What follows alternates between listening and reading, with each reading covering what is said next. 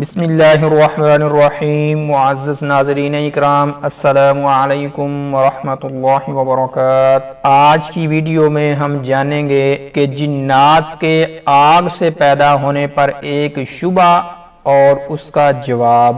جنات کی آگ سے پیدائش پر اعتراض کا جواب ہم تلاش کریں گے۔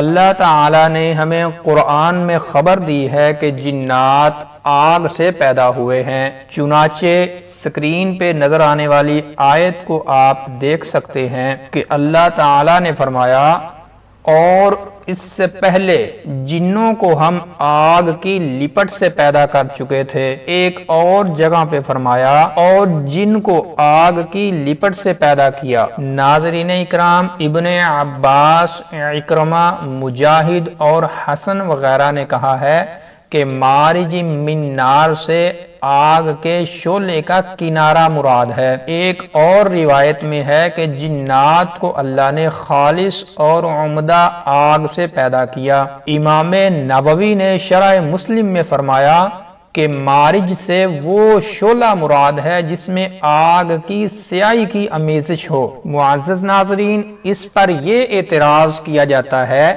کہ آگ میں اتنی زیادہ خشکی ہوتی ہے کہ اس کے ہوتے ہوئے آگ میں زندگی کا پیدا ہونا مشکل ہے۔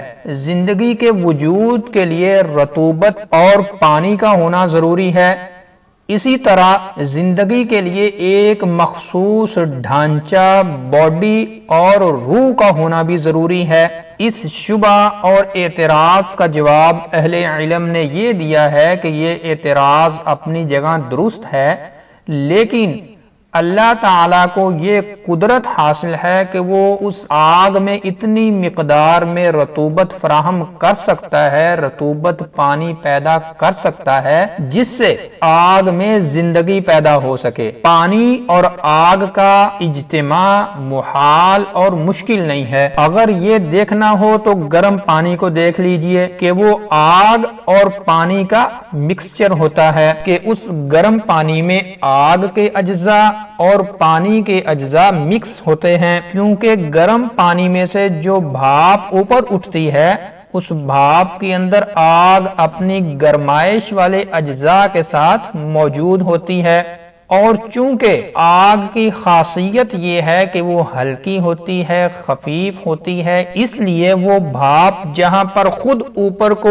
اٹھ رہی ہوتی ہے وہاں پر اس بھاپ نے پانی کے بھی کچھ اجزاء اپنے ساتھ اٹھائے ہوئے ہوتے ہیں۔ ناظرین اکرام، آسان الفاظ میں آپ یوں سمجھیں کہ بھاپ جو ہوتی ہے وہ آگ مطلب خشک چیز اور پانی مطلب رطوبت دونوں کا مکسچر ہوتی ہے۔ اب جب کہ ہم نے یہ سمجھ لیا ہے اور ہم جان چکے ہیں کہ پانی اور آگ کا اجتماع ہو سکتا ہے، دونوں مکس ہو سکتے ہیں، تو یہ بات محال، مشکل اور ناممکن نہیں رہی کہ اللہ رطوبت کے کچھ اجزاء آگ میں پیدا کر دے جس سے آگ میں زندگی آ جائے، اور اس خشکی اور تری کے آپس میں مکس ہونے کا ڈھانچے اور روح سے کوئی تعلق نہ ہو، اس لیے کہ آگ بذات خود ایک باڈی ہے، وہ خود اپنا ایک ڈھانچہ رکھتی ہے، اور اس کی جو روح ہے وہ